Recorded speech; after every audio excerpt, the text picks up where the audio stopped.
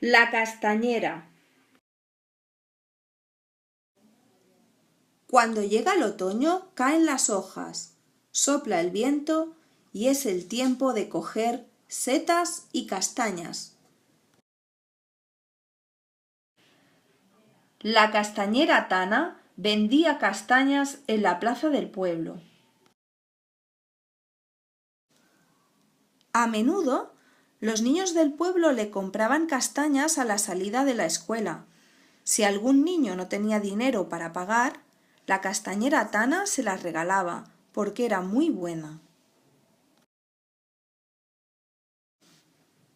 En el pueblo vivía otra castañera que se llamaba Rita. Era una mujer triste y envidiosa. Un día Rita entró en casa de la castañera Tana y le robó las castañas.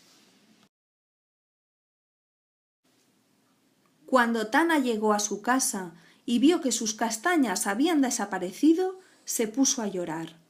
Pensó, ¿y ahora de qué viviré? Si no tengo castañas para vender, me moriré de hambre.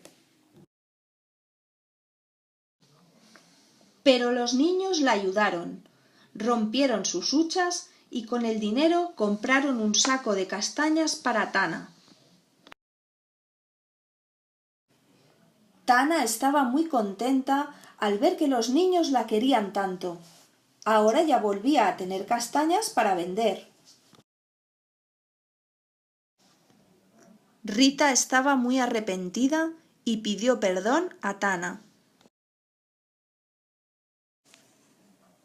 Tana perdonó a Rita y a partir de aquel día decidieron vender castañas juntas.